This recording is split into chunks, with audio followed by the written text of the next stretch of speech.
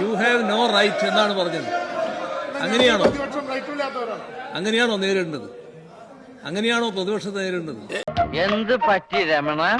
എന്താ പ്രതിപക്ഷ നേതാവ് എന്തോ പറയാൻ? ഒരു ഒരു ഒരു ബഹുമാനപ്പെട്ട മുഖ്യമന്ത്രി പ്രതിപക്ഷത്തെ നേരിടേണ്ടത് ഇങ്ങനെയല്ലോ. ഒരു സന്ദർഭം കിട്ടുമ്പോ വെറുതെ കളയണോ? അവരുടെ ആവശ്യം തനിക്ക് അനാവശ്യമായിരിക്കും. You have no right. English അറിയോ? എന്തിനോ വേണ്ടി തിളക്കുന്ന സാമ്പാറുകൾ. മിണ്ടാതിരിടാ. യു ഹാവ് നോ റൈറ്റ് എന്നാണ് പറഞ്ഞത്. അങ്ങനെയാണോ അങ്ങനെയാണോ നേരിടേണ്ടത്? അങ്ങനെയാണോ പ്രതിപക്ഷത്തെ നേരിടേണ്ടത്? ബഹുമാനപ്പെട്ട അങ്ങനെയാണോ പ്രതിപക്ഷത്തോട് സംസാരിക്കേണ്ടത്? കേക്കോ, അങ്ങ് ശാന്തമായി കേക്കോ. നീ ആരടാ എന്നോട് എതിർക്കാൻ? ഇങ്ങോട്ട് ഇറങ്ങി വാടാ എരപ്പാളി. സുഖമില്ലാത്ത ആളാ. സാധാരണ അങ്ങ് 10 വർഷക്കാലം ഈ സംസ്ഥാനം ഭരിച്ച മുഖ്യമന്ത്രിയായിരുന്നു. നീ അങ്ങനെ സുഖിപ്പിച്ച് പുകഴ്ത്തി എന്നെ സോപ്പിടൊന്നും വേണ്ട. അതൊക്കെ എല്ലാവർക്കും അറിയാവുന്ന കാര്യമാണ്. അങ്ങയുടെ ഗവൺമെന്റ് നയം അവസാനമായി പറയാനുള്ള അധികാരം അങ്ങേക്ക് തന്നെയായിരുന്നു.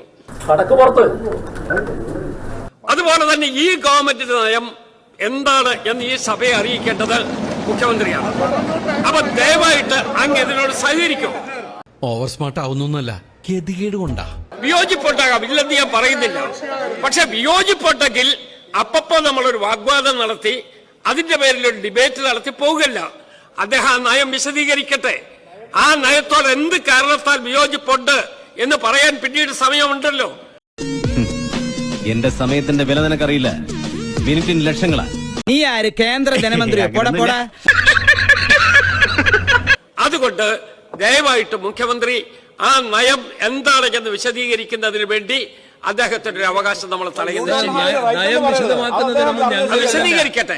സർ നയം വിശദമാക്കുന്നതിനൊന്നും ഞങ്ങളെതിരല്ല. എടാ, ഈ കാട്ടിക്കൂട്ടുന്ന കോലാഹലങ്ങളൊക്കെ എന്തിനാന്നാ ചോദിച്ചത്? അതൊരു അന്തസ്സിന് വേണ്ടി പറയുന്നതാ. ഏത് ഗവൺമെന്റും ആ ഗവൺമെന്റ് നയം വിശദമാക്കണമല്ലോ. അത് മുഖ്യമന്ത്രി തന്നെയാണല്ലോ സംസാരിക്കേണ്ടത്. അതിനെയൊന്നും ഞങ്ങൾ തടസ്സപ്പെടുന്നില്ല. എന്തുണ്ടെന്ന് പറഞ്ഞിട്ട് എന്നാ കാര്യം? മനുഷ്യരാണ്, കുറച്ചൊക്കെ വിവരം വേണം. ഇവിടെ അദ്ദേഹം കേരളം എത്തിച്ചേർന്ന ഒരു സ്ഥിതിയെ വിശേഷത്തെ പറ്റി പറഞ്ഞു. അതാണ് ബഹുമാനപ്പെട്ട ബാലഗോപാൽ ചോദ്യം ചെയ്തത്. അത് CAG റിപ്പോർട്ടിന്റെ അടിസ്ഥാനത്തിൽ ചോദ്യം ചെയ്യാനാണ് ശ്രമിച്ചത്. അത് പറയാനാണ് അദ്ദേഹം നോക്കിയത്.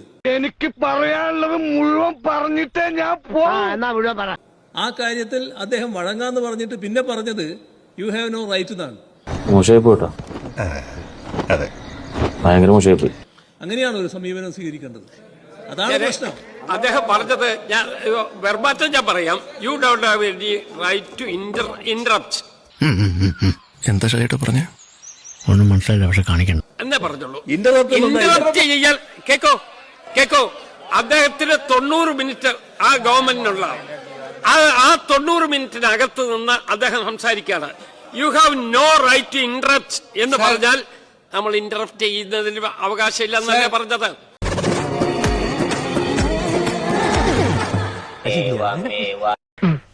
ശരിക്കും ജമ്മിയല്ലേ? പൊട്ടനായിരുന്നു ഞാൻ. തൽക്കാലം ഇത്രയും മതി. വരട്ടെ.